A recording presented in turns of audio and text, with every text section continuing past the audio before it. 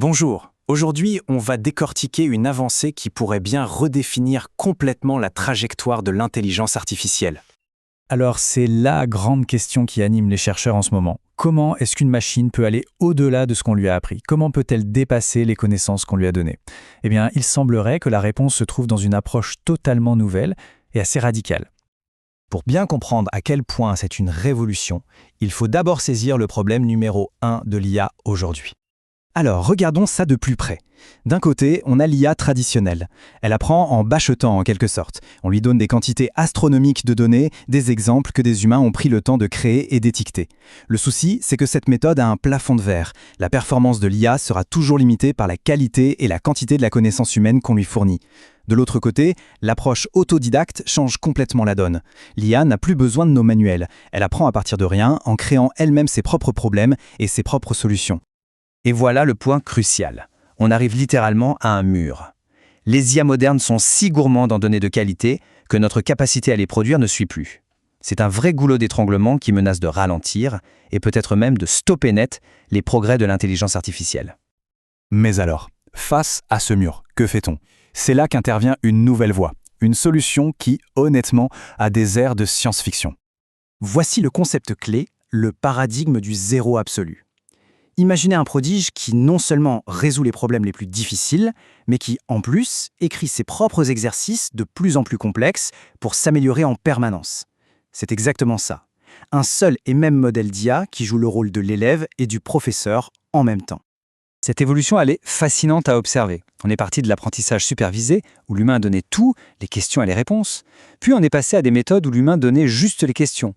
Et maintenant, avec le zéro absolu, on franchit l'étape d'après. L'humain est complètement sorti de la boucle. L'IA devient autonome dans son apprentissage. D'accord, mais en pratique, comment ça marche? Comment une IA peut-elle concrètement s'améliorer toute seule, comme ça, à partir de rien? Le secret, c'est cette boucle d'amélioration continue. D'abord, l'IA en mode proposeur s'invente un défi, un problème de code.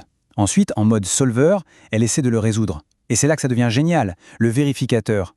Ce n'est pas un humain ni une autre IA. C'est un simple exécuteur de code. Il lance le programme, soit ça fonctionne, soit ça plante. C'est une vérité binaire, objective, un juge de paix totalement impartial.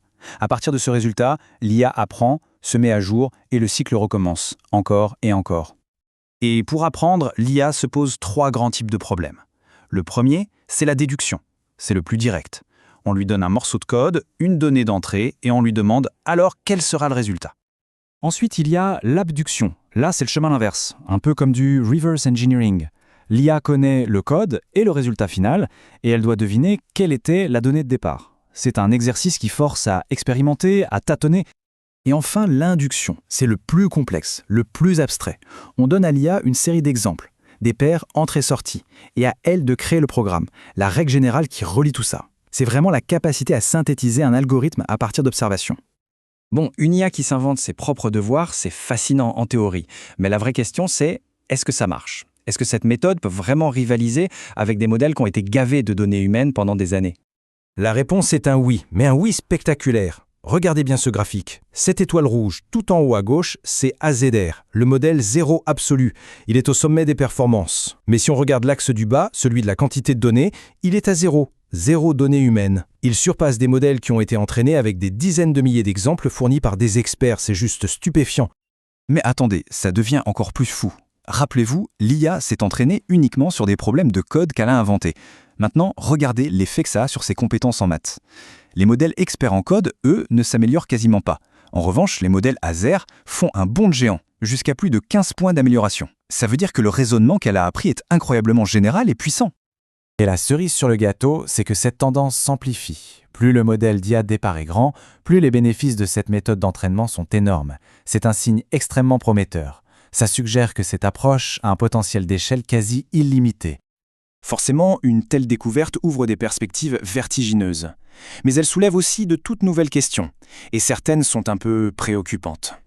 Au milieu de leurs expériences, les chercheurs sont tombés sur quelque chose d'inattendu. C'est cette phrase, générée spontanément par un des modèles.